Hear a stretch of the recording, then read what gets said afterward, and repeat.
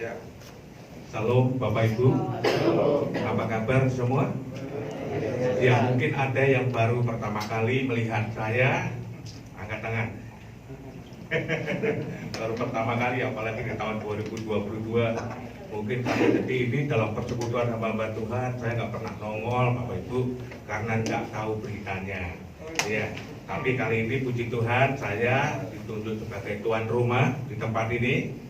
Dan saya mengucap syukur bila mana tempat kita bisa dipakai untuk ibadah hamba-hamba Tuhan. Ya, puji nama Tuhan. Namun sebelumnya saya perkenalkan dulu. Nama saya Mikael Wasidi Sugianto. Saya kelahiran di Solo. Istri saya ada di belakang. Itu istri saya yang berdiri.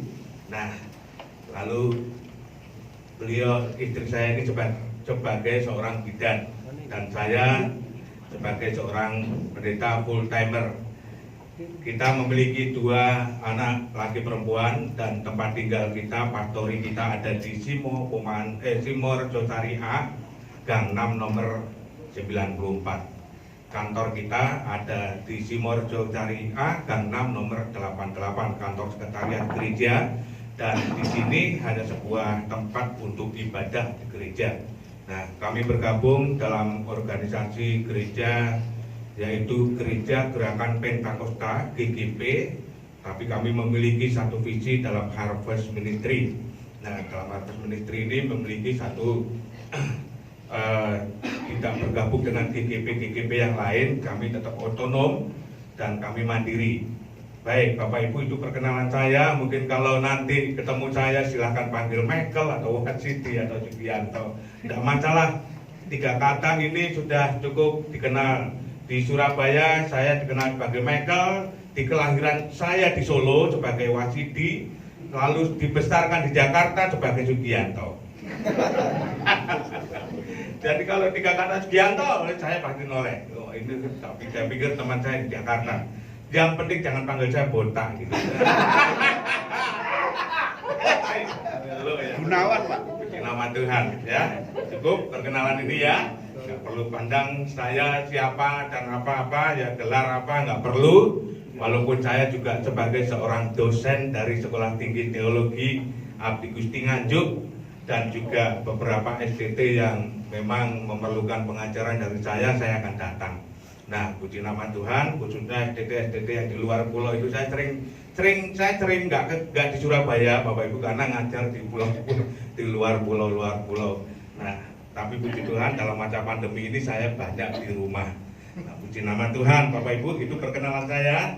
Terima kasih dan tadi Bapak Pendeta Boas juga sampaikan sedikit kata-kata sambutan. Nah, kata-kata sambutan saya adalah tetap dalam tahun 2022 jaga persatuan tubuh Kristus, ya, jaga kesatuan hati, jaga kekompakan, apalagi kita semua hamba-hamba Tuhan tidak lepas dari apa yang menjadi perpecahan.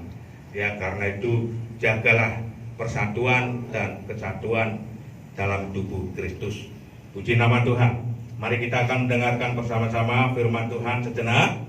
Saya akan membuka di dalam Markus pasal yang ke-8, Markus pasal yang ke-8 ayat yang ke-14 sampai ayat yang ke-21. Markus pasal yang ke-8, Markus 8 ayat yang ke-14 sampai ke-21. Demikian firman Tuhan. Yang sudah ketemu katakan amin. Kemudian ternyata murid-murid Yesus lupa membawa roti. Hanya sebuah saja yang ada pada mereka dalam perahu. Lalu Yesus memperingatkan mereka, katanya, berjaga-jagalah dan awaslah terhadap ragi orang Farisi dan ragi Herodes. Maka mereka berpikir-pikir dan seorang berkata kepada yang lain, itu dikatakannya karena kita tidak mempunyai roti. Kayak kan, ya.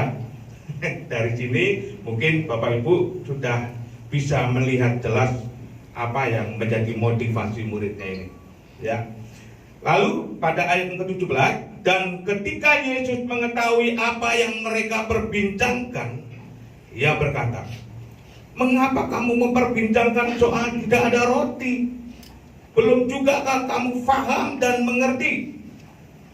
Atau telah degilkah hatimu? Nah, ayat 18. Kamu mempunyai mata, tidakkah kamu melihat? Dan kamu mempunyai telinga, tidakkah kamu mendengar? Tidakkah kamu ingat lagi pada waktu aku memecah-mecahkan 5 roti dan 5.000 orang itu? Dan untuk 5.000 orang itu, maksud saya, berapa bakul penuh potongan-potongan roti kamu kumpulkan? Jawab mereka, 12 bakul. Dan pada waktu 7 roti untuk 4.000 orang itu, berapa bakul penuh potongan-potongan roti kamu kumpulkan? Jawab mereka, 7 bakul. Lalu katanya kepada mereka, masihkah kamu belum mengerti? Bapak Ibu Saudaraku yang kasih Tuhan, saya belum teruskan ini, tapi saya ingin Bapak Ibu sampaikan sebelah kiri kananmu, katakan, masihkah kamu belum mengerti? Gitu. Haleluya. Baik, Bapak Ibu, saya akan menyampaikan dalam perihal tentang sesuatu yang ada di sini. Saya nggak akan keluar kemana-mana, Bapak Ibu. Perikop ini menarik buat kita. Seringkali kita melihat bahwa pelayanan-pelayanan kita itu tidak lagi seumur jagung, ya. Kita memiliki umur pelayanan ini sudah puluhan tahun. Ini murid-murid Tuhan Yesus yang dekat dengan Tuhan Yesus sendiri juga mengalami hal yang sama. Kemana-mana Tuhan Yesus, dia selalu ikut. Dimanapun Tuhan Yesus berdiri dan ada, disitulah murid-muridnya mengiringi. Ini lebih dekat dengan Tuhan Yesus. Dan kita, mungkin 30 tahun kita menjalani pelayanan. Dan saya baru 26 tahun saya pelayanan dalam penginjilan. Saya pelayan dalam penginjilan, dia sampai pengembalaan. Nah, tetapi dalam hal ini saudara, kita melihat bahwa murid-murid yang dekat dengan Tuhan Yesus saja masih nggak mengerti, saudara, apa yang dimaksud dalam pengajaran ini. Sesuatu yang lebih penting dari berkat-berkat jasmani, saudara. Apa yang disampaikan Tuhan Yesus itu menemplak pada setiap hati murid-muridnya. Bahwa kamu itu setiap kali mengiring, kamu tahu bahwa apa yang aku perbuat, memecah-mecahkan roti, 5 roti, 2 ikan, berapa sisanya? 4. Lalu untuk 4.000 orang, 5.000 orang, semua berapa sisanya? Murid-murid ini tidak tahu sebenarnya. Dia tuh tahu cara menghitung dan juga apa yang dilakukan Yesus pada waktu itu. Dia tahu persis. Dan sisanya berapa, lalu Tuhan kasih makan berapa orang, lalu Tuhan itu dikasih roti menjadi beberapa roti, berapa bakul penuh, sisanya itu semua tahu. Tapi ini yang kenyataannya murid-murid ini ketika dia ditanya bahwa ini merupakan sesuatu yang mungkin dia ngawur atau di mana, darah.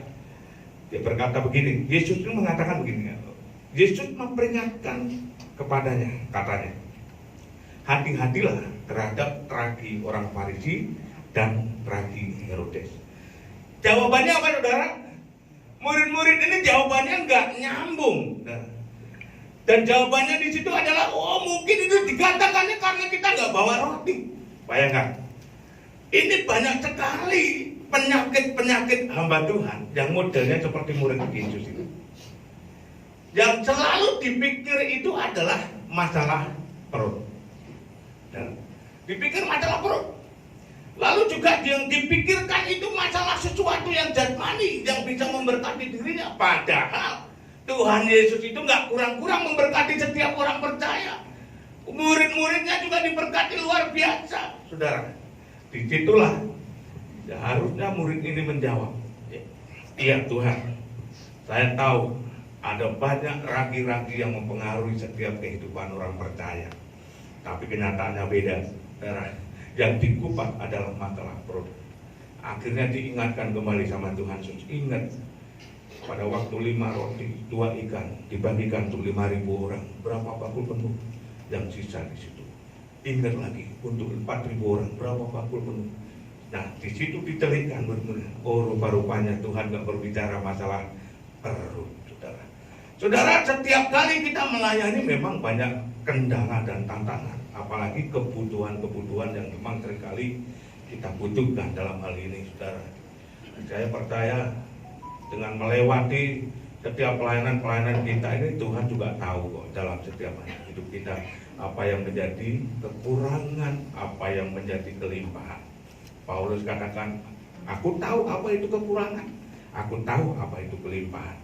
Nah, dari situ bisa digambarkan bahwa hamba Tuhan nggak perlu repot-repot memikirkan kekurangannya. Amin. Amin, saudara. Nah, mari kita bahas dalam hal ini, saudara. Tuhan Yesus mengajarkan kepada kita murid-muridnya juga, dan kita murid-muridnya Tuhan Yesus adalah mengingat pada ayat yang ke-15. Lalu Yesus memperingatkan mereka, katanya, berjaga-jagalah dan awaslah terhadap ragi orang Farisi dan ragi Herodes. Sekarang kita akan kupas tentang Farisi dan Herodes.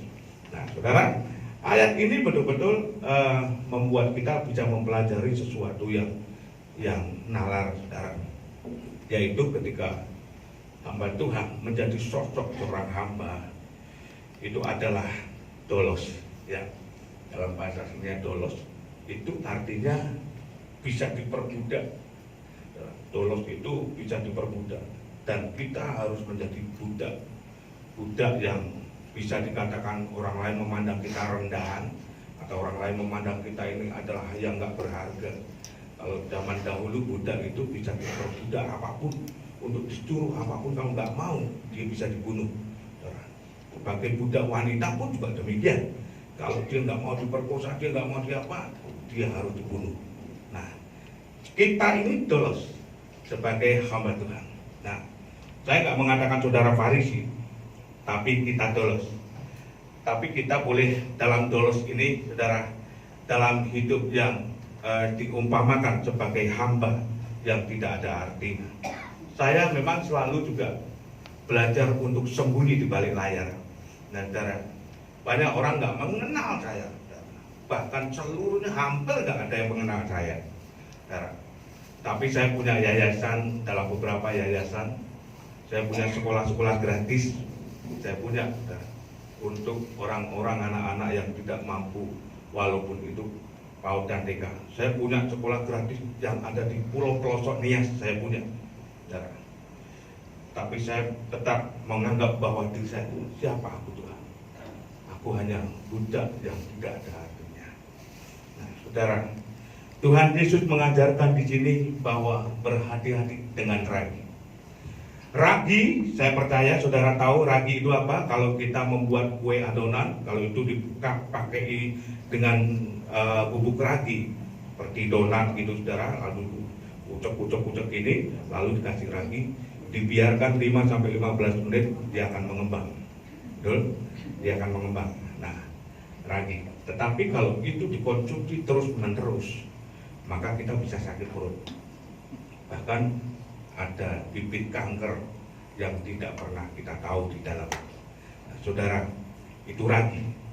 Nah, kalau ragi ini merusak kita, pasti kita akan rusak dan menjadi sakit. Maka dari itu gambaran ini diumpamakan Farisi sebagai ragi. Kenapa Farisi sebagai ragi? Karena Farisi dalam bahasa Yunaninya adalah Farisio. Artinya, Farisio itu artinya sebagai panutan, guru, atau juga bisa dikatakan dia pengajar yang seharusnya dia menjadi contoh, atau teladan untuk semua kalangan, bukan hanya pada jemaat kita, bukan hanya pada jemaat yang dipercayakan sama kita, tapi juga semua kalangan. Harusnya jadi contoh, panutan, dan disitulah Farisi ini bisa muncul sebagai orang yang berwibawa untuk menjadi contoh dan teladan. Tetapi kenyataannya, kenapa Tuhan gak suka dengan Farisi? Karena gak jadi contoh. Kan dia hebat. Dan yang dipermasalahkan sama Tuhan itu sesuatu yang tidak boleh kita teladani dari Farisi. Apa itu, saudara? Kita melihat Ragi ini nggak boleh senantiasa bercampur aduk dengan kita, nggak boleh, supaya kita tidak dijuluki sebagai Farisi. Nah sekarang apa yang nggak disukai? Pertama sampai yang ketiga di situ, katakan Matius pasal 23 pertama sampai ketiga. Nah, terus ahli-ahli Taurat dan orang-orang Farisi telah menduduki kursi Musa. Apa artinya, saudara? Dia sudah berani untuk mengambil alih dari setiap pengajaran Musa yang dulunya diajarkan oleh bangsa Israel. Berani untuk apa tujuannya? Cari nama. Cari nama. Nah sekarang yang tidak disukai Tuhan ini, pada ayat yang ketiga dikatakan di sini. Coba selalu mengarah pada kebenaran firman, nggak ada yang salah. Tetapi di sini yang dikatakan yang salah ini adalah yang di sini, saudara. Tetapi janganlah kamu turuti perbuatan-perbuatan mereka. Kenapa? Kok nggak dituruti perbuatan mereka? Karena mereka mengajarkannya, tetapi tidak melakukannya. Itu yang salah. Itu yang jadi salah. Om Jawa ngomong gajah diblangkoni, dicokot bak, ora iso nglakoni. Itu yang salah. Bukan masalah khotbahnya, bukan masalah pengajarannya, tapi apa yang bisa kita sampaikan kepada jemaat dan semua. Seharusnya kita pun juga menjadi pelaku. Amin. Menjadi pelaku. Saudara nggak bisa mengatakan kepada jemaat, jangan kamu takut. 360 kali Tuhan katakan jangan takut. Tapi hidupnya yang ngomong ini ternyata masih mengalami ketakutan yang hebat. Saudara nggak yakin akan hidupnya bahwa Tuhan menyertai hidupnya sampai selama-lamanya, nggak yakin. Ya dengan hal-hal seperti ini, saudara, apa bisa dibuat contoh? Nah ini soal-soal yang kecil. Nah saya nggak umbar pada soal-soal yang lebih besar. Nah yang penting Ragi Farisi jangan sampai bercampur dengan jiwa kita, supaya kita tidak dianggap sebagai Farisi. Ya saudara, saya nggak tahan lama. Yang kedua adalah Ragi Herodes. Saudara tahu Ragi Herodes ini?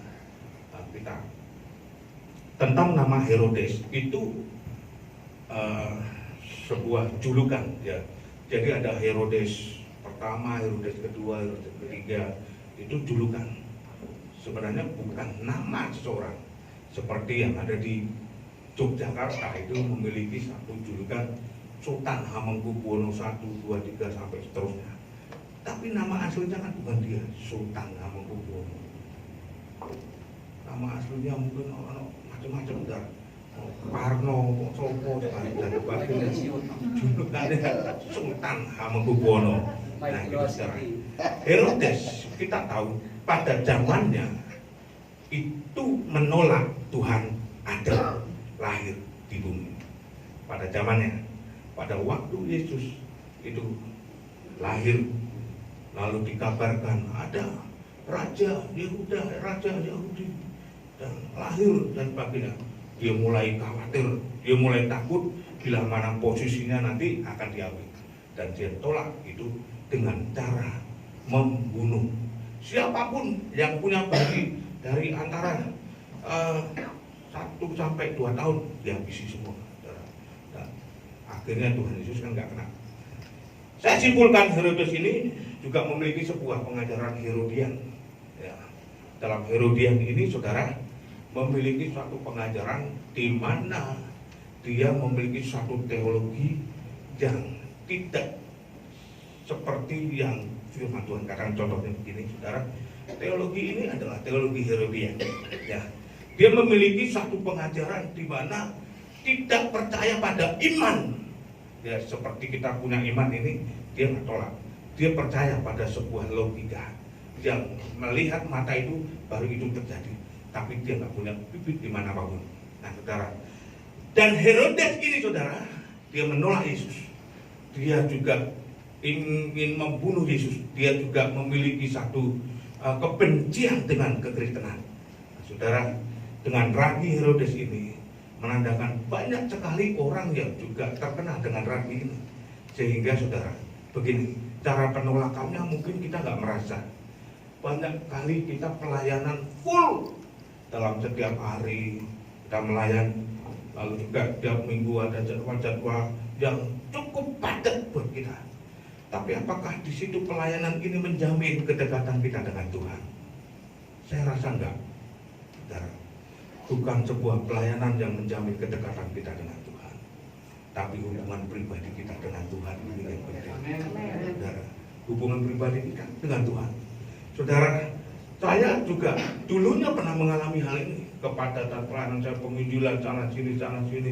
Lalu saya jarang khotbah di gereja-gereja, jarang. Tapi saya penginjilan orang. Tapi hubungan saya dengan Tuhan ini kok malah kurang dekat. Rasa-rasanya saya mulai tinggalkan Tuhan tanpa terasa apapun. Tinggalkan Tuhan tanpa terasa apapun. Bisa membawa jemaat untuk berdoa, tapi hidup saya sendiri kurang dekat dengan Tuhan. Saya merasa, waduh, saya harus bertobat. Saya nggak mau kena ragi Herodes yang seolah-olah menolak Tuhan di balik layar saya. Nah, saya mulai perbaiki dan saya terus rutin berdoa, baca firman. Karena terkadang kalau sesuatu yang memang itu mengganggu dalam hubungan saya misalnya dengan Tuhan, saya menolak pelayanan sesuatu yang mengganggu hubungan saya dengan Tuhan. Dan saya nggak bisa, waktu saya ini ada doa puasa 4 jam ini saya ada doa, nggak bisa, saya tolak. Nah, saudara, dari situlah saudara, terkadang Rabi Herodes ini mempengaruhi setiap orang percaya, bahkan kita semua sebagai hamba Tuhan. Saudara, hati-hatilah dengan rabi ini. Cukup simpel, dan tetap perhatikan pada posisi kita sebagai dolos, bukan tuan.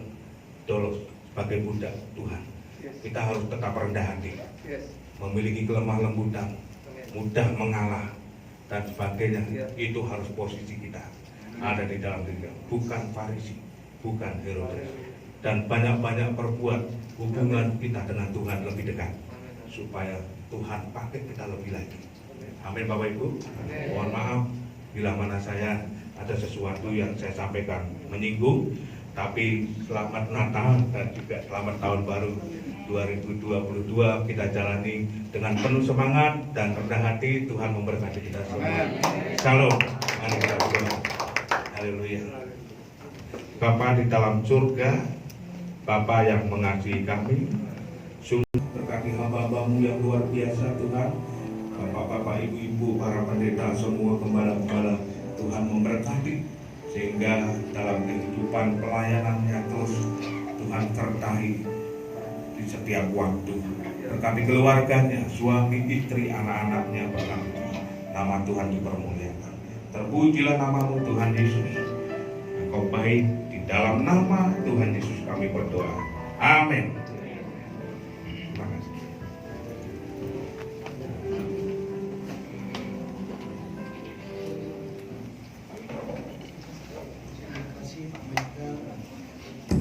Ya, terima kasih Pak Michael. Dan saya percaya setiap kita diberkati. Mari kita akan masuk dalam doa syafaat.